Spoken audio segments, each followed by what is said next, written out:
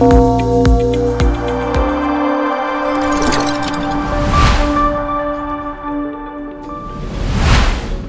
Business today रे आजिर मुख्य खबर पुंजी विनियोग क्षेत्र में नुआ इतिहास सृष्टि करिछि ओडिशा।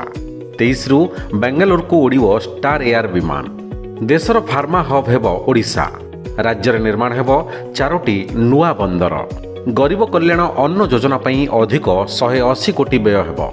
एससीबी रे 24 घंटिया ऑनलाइन ओपीडी टिकेट पंजीकरण व्यवस्था।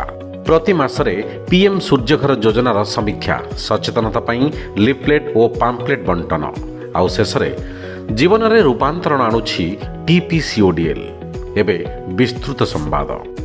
उत्कर्ष Odisha make in Odisha conclave 2025 पुंजी विनियोग क्षेत्र में एक नुआ इतिहास सृष्टि करिछि बोली 79तम स्वाधीनता दिवस अवसर में मुख्यमंत्री मोहन चरण माझी कहिसंती। 17 लाख कोटी टंकार पुंजी प्रस्ताव एवं 13 लाख निजुक्ति सुजोग सहित यह कार्यक्रम पूर्वर सबु रेकर्ड को भांगी देछि।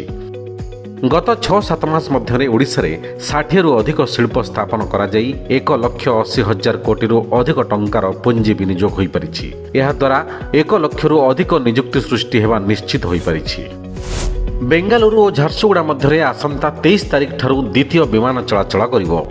स्टार एयर पक्षरु एही विमान सप्ताह को 2 दिन चलाचल करिवो। पूर्वरु बेंगालुरु झारसुगुड़ा सेक्टर रे इंडिगो पक्षरु विमान सेवा जारी रहिथिबा बेले एबे स्टार एयर नुआ विमान चलाचल लागि नैथिबा पदक्षेप यात्री महल रे खुशी संचार करिछि। सरकारी क्षेत्र व्यतीत बेसरकारी क्षेत्र रे रोजगार वृद्धि पई राज्य सरकार नुआ नुआ पदक्षेप नउछंती। राज्य रे एक फार्मा कनक्लेव करियोक जाउछंती, जहा द्वारा आसंता किछि दिन रे देश विदेश रो प्रमुख फार्मा कंपनी माने निज निजर प्रतिष्ठान निर्माण करबाकू आगबर हेबे। एहा द्वारा ओडिशा देशर फार्मा हब होई परिबा सह एही क्षेत्र रे 2,50,000 रु अधिक रोजगार सृष्टि हेबो बोली मुख्यमंत्री घोषणा। भित्तिभूमि विकास रे पुंजी खर्च पई सरकार 65,000 कोटी टंकार प्रावधान करिसंती।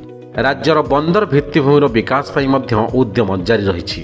राज्य रे 3टी प्रमुख बंदर थिबा बेले इंचुड़ी, बाहुड़ा, सुवर्णरेखा और अस्तरंगठारे आउ 4टी नूतन बंदर निर्माण करबाकू सरकार लक्ष्य रखिसंती। प्रधानमंत्री गरीब कल्याण अन्न योजना रे ओडिशा रे 3,37 लाख लोक मागणारे चाउल पाउछंती। पछुआ अंचल लोकंक आवश्यकता को दृष्टि रखी 11टी जिल्लार प्राय 27 लाख रु ऊर्ध्व हिताधिकारी परिवार को 3 मास पई मासिक 5 किलोग्राम अतिरिक्त चाउल जोगै दिया जिवो। एथिरे 41,082 मेट्रिक टन अतिरिक्त चाउल बंटन करा जिवो। एहा बाबदरे राज्य सरकार निजस्व पांठिरु प्राय 180 कोटी टंका बहन करिवे। एससीबी मेडिकल कॉलेज और हॉस्पिटल रे 24 घंटिया ऑनलाइन ओपीडी टिकेट पंजीकरण व्यवस्था आरंभ करा जायछि। जस्टिस संगम कुमार साहू और जस्टिस भी नरसिंह को नहीं गठित खंडपीठ रे कटक सहर संपर्कित जनस्वार्थ मामलार शुणाणी समय एससीबी अधीक्षक एही सत्यपाठ दाखल करिसंती। एही प्रसंग जांच करी रिपोर्ट दाखल करबाकू एडवोकेट कमिटी को हाईकोर्ट निर्देश दैछंती। एणिकी प्रत्येक मासरे हेबो पीएम सूर्यघर योजनार समीक्षा। पीएम सूर्यघर योजना रे 3 लाख हिताधिकारी को जोगाई देवार लक्ष्य रहिथिबा बेले वर्तमान सुद्धा 20,000 हिताधिकारी एही योजनार लाभ उठाइछंती। हिताधिकारी को अधिक सचेतन पई बिल संग्रह करुथुवा कर्मचारी मानक द्वारा लिफलेट और पाम्पलेट बंटा जिवो बोली उपमुख्यमंत्री केवी सिंहदेव कहिसंती। टीपीसीओडीएल पक्षरु प्रोजेक्ट दक्ष और ओडिशा ग्रीन जॉब्स एकेडमी द्वारा आयोजित हो जाइछि दक्षता विकास कार्यक्रम। 2023 रे आरंभ होइतिबा एही कार्यक्रम द्वारा अनुगुल, खोर्धा और कटक जिल्लार 440 रु ऊर्ध्व युवक युवती को दक्षता विकास तालीम प्रदान करा जाइछि।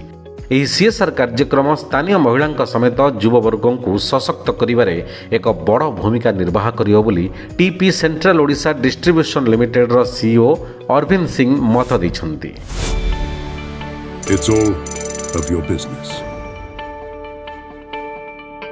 Business breaking.